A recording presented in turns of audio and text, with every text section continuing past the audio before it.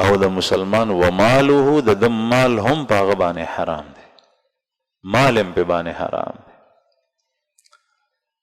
کله چې انسان خپل حساب کتاب وکړي په آخرت کې، اول میدان د حشر دی، بیا حساب کتاب دی، الله جل شانه ته پیشي ده.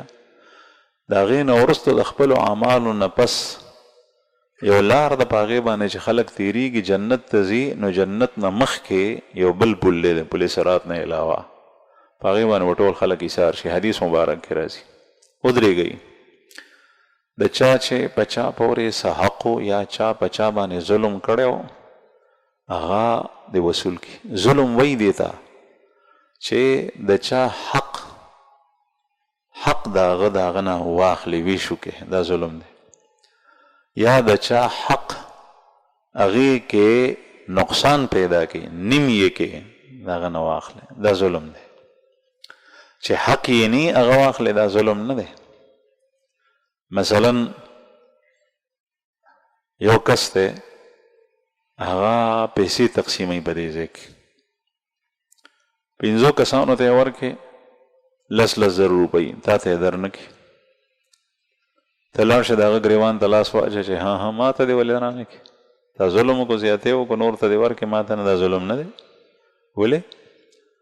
ځکه چې دا خو هغه ستا حق نه دی ایثار کړی تا نه، هغه خپل طرف نه تبرع کوي. تبرع احسان چا سره کېږي، چا سره نه کېږي. یو کس سره وکړي، بل سره یې ونه کړي.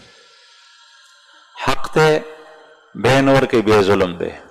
5 کسه پارټنران دي، شراکتي کاروبار دی، په هغې کې مال تقسیمیږي، یو یې چوټ محروم کو یا هغه ته کیسه کمه ورکړه او 4 پوره حصه واخیسته برخه، او د هغې حصه هم په خپلو کې تقسیم کړه. دا ظلم دی.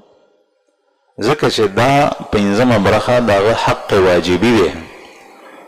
نو زما مقصد دا دی چې د ظلم په معنا باندې ځان پوهول پکار دي چې ظلم څه شی دی.